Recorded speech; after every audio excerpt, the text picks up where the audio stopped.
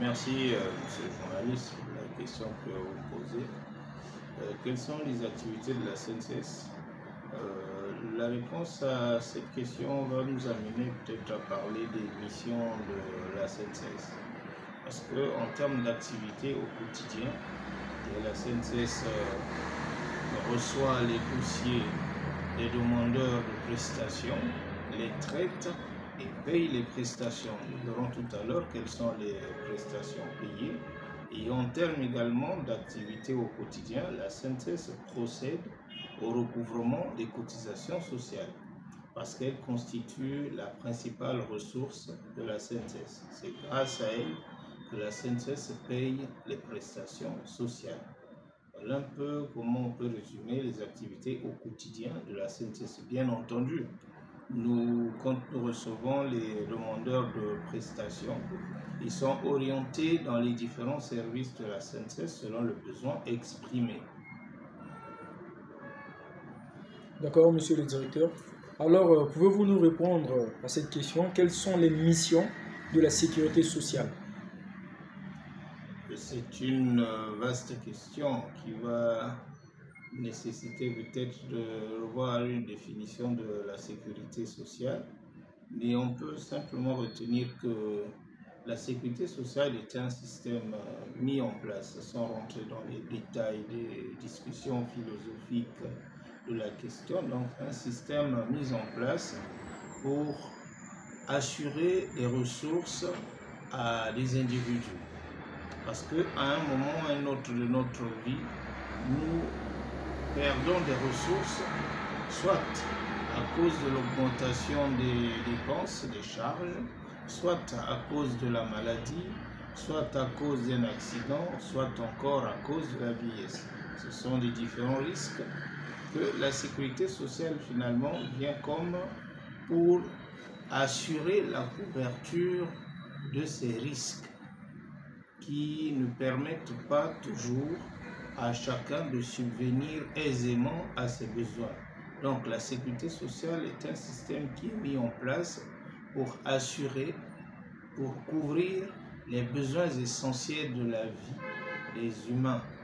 Et elle repose, la sécurité sociale, sur des principes, sur des piliers parmi lesquels il y a la solidarité, il y a l'égalité d'accès aux prestations. Voilà ce qu'on peut retenir un peu de la sécurité sociale. Merci, monsieur le directeur. Alors, quels sont les avantages de la CNCS? C'est une question importante, c'est peut-être même l'essentiel, parce qu'elle nous permet d'aborder ce qu'est la mission de la CNCS. La CNCS a été mise en place où elle est un établissement public et qui est chargé de la gestion du régime de sécurité sociale des travailleurs relevant du Code du travail.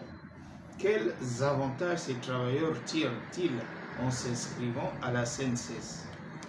Ces avantages, ce sont déjà les prestations qui sont payées. Je peux vous prendre la première prestation, la branche des prestations familiales. Là-bas, il y a comme prestation les allocations familiales. Vulgairement, chez nous, on dit l'argent des enfants. Parce qu'on a les enfants, on les a déclarés à la CNCS et à la fin de chaque trimestre, la CNCS paye aux parents une somme qui correspond à chaque enfant. Cela est valable également au niveau de la fonction publique. D'ailleurs, ce sont donc les allocations familiales. Mais il y a d'autres prestations dans cette branche-là, comme les indemnités journalières, les indemnités des femmes en couche. Une femme qui a accouché, elle a une période où elle ne travaille pas. L'employeur n'est pas obligé de lui payer son salaire à ce moment-là. Donc, la CNCS assure le paiement d'une partie du salaire. Il y a bien d'autres prestations aussi dans cette branche, mais ce sont les principales que nous assurons. Bien sûr, la loi prévoit d'autres prestations. Il y a, en plus de la branche des prestations familiales, la branche d'accident du travail, les risques professionnels. C'est un avantage pour un travailleur d'être déclaré et immatriculé à la CNCS parce que, en cas de survenance d'un accident sur le lieu du travail, au cas où il contacte une maladie de type professionnel, une maladie professionnelle, eh bien, s'il est déclaré, s'il est immatriculé à la SNCS, si son employeur paye régulièrement les cotisations sociales, cet employeur, ce salarié est pris en charge par la SNCS. C'est-à-dire que la SNCS le soigne, la SNCS prend en charge les dépenses liées à sa maladie. Aujourd'hui, il faut même dire que nous allons plus loin. Les cas qui ne peuvent pas être traités dans le pays localement, bien, ces accidentés ou ces malades sont évacués à l'étranger.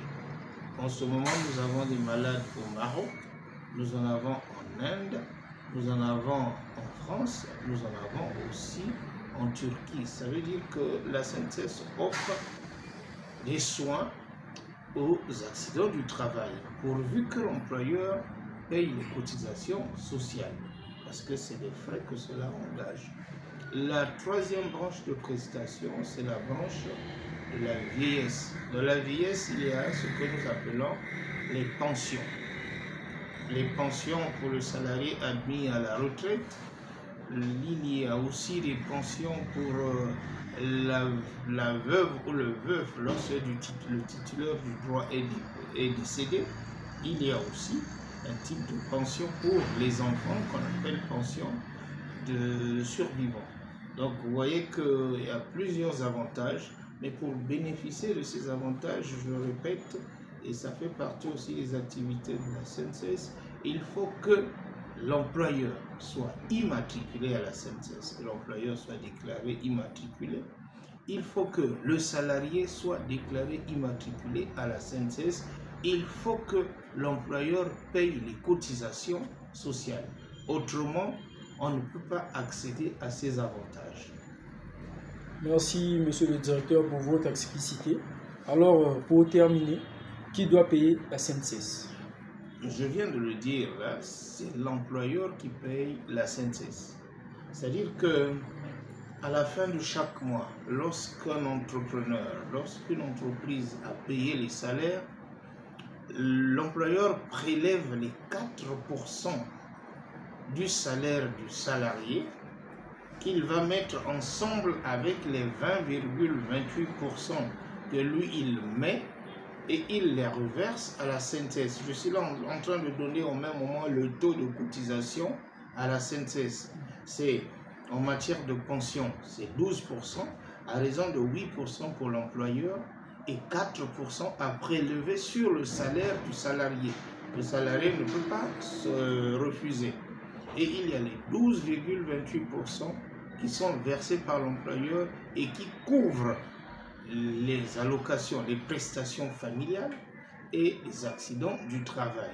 Donc le responsable du paiement des cotisations à la SNCS, c'est l'employeur.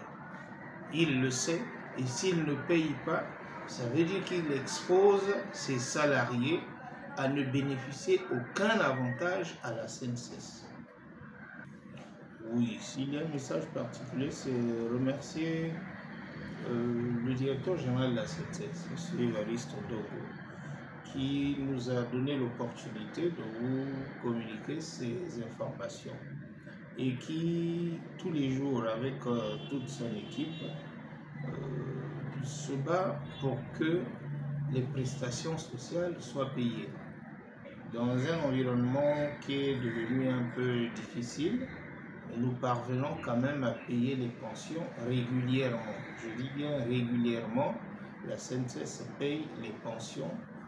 Là, nous avions terminé le deuxième trimestre. Nous allons bientôt payer le troisième trimestre de pensions.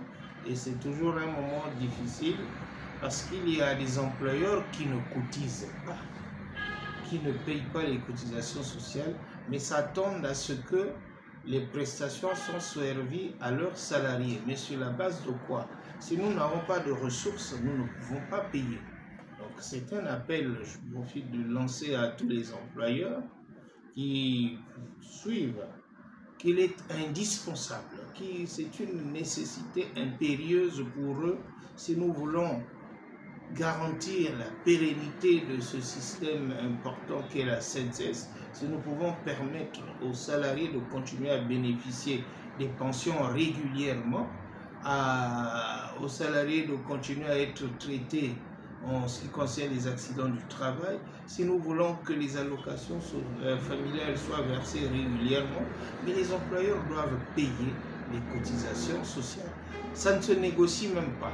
C'est un devoir pour eux, un devoir prévu par la loi, mais il y a aussi un côté moral de se dire que comment je vais faire vivre le principe de solidarité, comment je vais faire que je sois dans la dynamique de responsabilité sociale si je ne paye pas les cotisations sociales. Voilà.